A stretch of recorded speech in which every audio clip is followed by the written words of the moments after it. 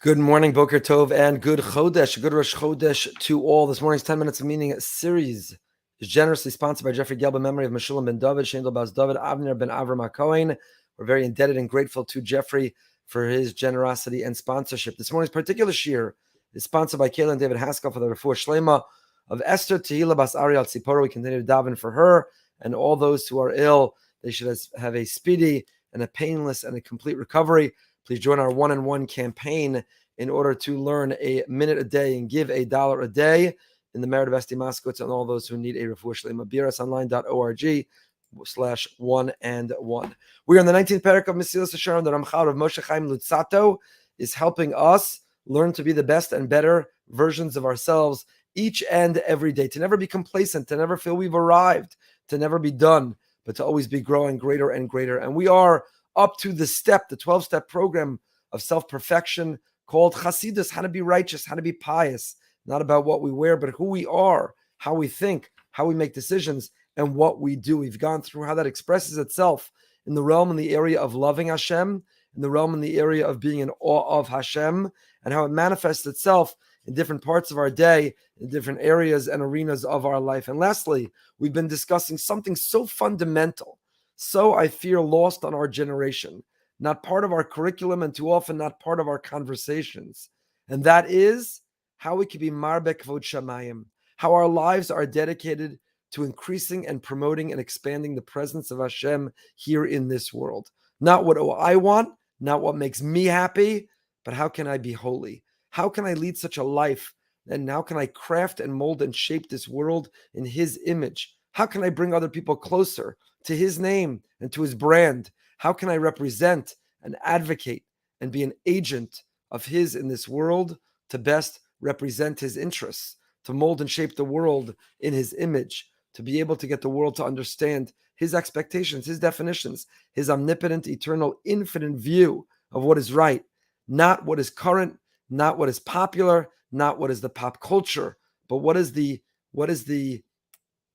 HaKadosh Baruch Hu, what is the Almighty, what does the King of Kings think is the way that we're meant to live in this world? And so we've been discussing the pain, the absence of His presence, the churban, the loss, the destruction, no Beis HaMikdash, no place of those daily miracles, no revelation, no access to the presence of Hashem. And a person shouldn't give up of hope of realizing, says the Ramchal, that maybe it's you, maybe it's me. We don't know which one of us, and we don't know which one of our tefillos will make that difference. Last we quoted the Kedushas Levi, of Levi Yitzchak Berditchev, who said, Noach's sin, Katnei Amuna, was he didn't have faith and he didn't believe in himself. He didn't realize that maybe it was his next move. Maybe it was his next gesture. Maybe it was his next outreach effort. Maybe it was his next mitzvah. Maybe it was his next statement of protest or objection on behalf of Hashem. Maybe it was his next heartfelt tefillah that could have tipped the scale in the world's favor, so the flood wouldn't have happened. It wouldn't have needed to be destroyed. Says the Ramchal, Nivra Adam Yachidi, Shekol Echad Yomar B'shvili Nivra Olam. Quotes the Gemara in Sanhedrin that each individual, the world was created with one person, Adam, man. Why? So all of us realize, Yechidi, that our Shorosh HaNeshama in the core of who we are is our ability to think of ourselves, that the whole world exists just for us, and the whole world relies and depends just on us, and that our behavior, our thought, our decision, our action can tip that next scale. And even though the time may not be ripe for the request to be granted, nevertheless, we're making Hashem happy with our effort, with our gesture, with our initiative, when we do what we need to do, when we do what we're meant to do, when we do what He expects us to do. We give a nachas ruach. How often do we often enough stop and say, what will give Hashem nachas? What will make Hashem happy?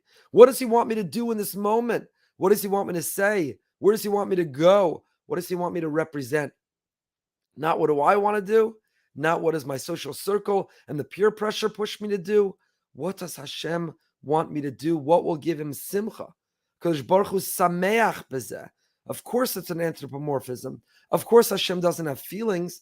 He doesn't have emotions. He's infinite, omnipotent, and perfect. But nevertheless, the Ramchal doesn't hesitate to ascribe that Hashem has simcha. He has a joy. We give Him a nachas ruach. We give Him a sense of pride in us. And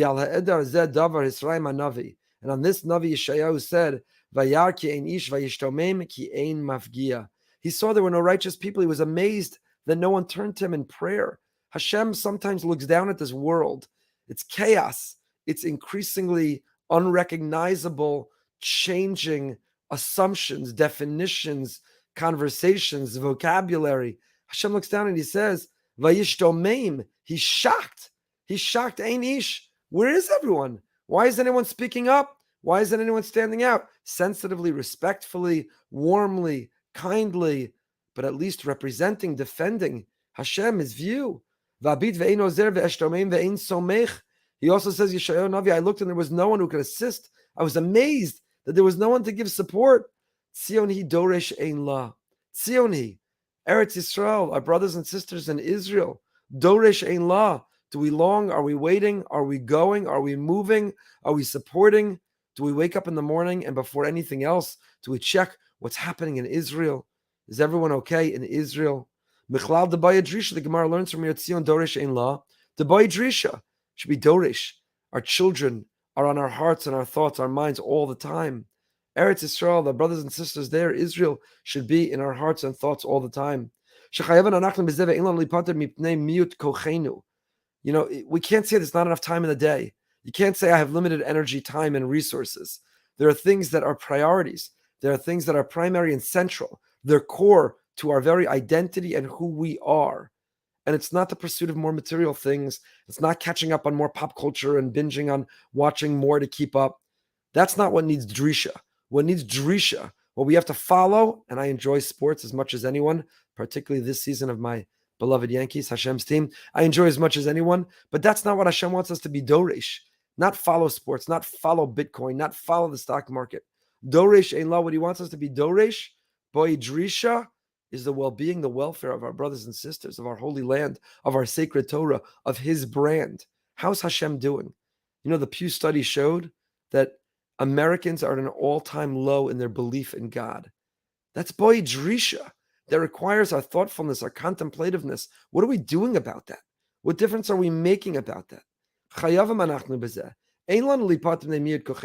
There is no out, there is no excuse that we're exhausted and we're too busy, and who has time to represent or advocate or stand for Hashem? The work is not for us to finish, but you cannot nevertheless relinquish the responsibility. And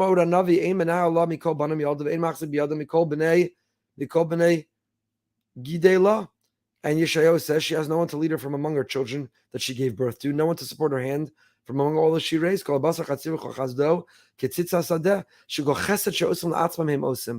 look at a world where people are doing kindness for themselves, what feels good, but sometimes we have to leave our comfort zone. Sometimes we have to speak out in a way that's inconvenient. Sometimes we have to care about and be doresh Hashem. What are we doing to promote and increase his brand, his presence, the people's accountability to him, his definitions, his understandings? Tovas nafshel lanasan ve'enim mischav l'chavana shlema zos v'mevakshim al ilo hakavod glosom sheYisrael iyafshel l'chavod al elyon l'israbos ela begulasam sheYisrael v'ri bekvodam. That sentence is so critical, so important. That sentence, namely, says the Ramchal, iyafshar, it's not possible. Lo mevakshim al ilo hakavod glosom iyafshel l'chavod al elyon l'israbos. God's honor and glory cannot expand. God's honor and glory, God's presence, God's policies cannot expand. They cannot penetrate. They cannot be more impactful. It's all directly related to the Jewish people. When we merit, when we're worthy, when we are redeemable, when we are redeemed, when we are redemptive, then as our stock rises, so does Hashem.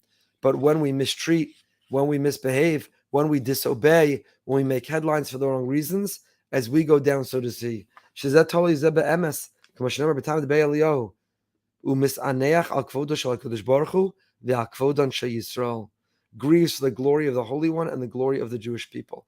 Hashem's glory, his reputation, his brand is inexplicably intertwined with that of the Jewish people. When we act in a way that draws positive attention, that draws admiration and affection, then people want more of God. Oh, that's a Jewish people. They're honest, they're kind, their integrity, they're what they stand for.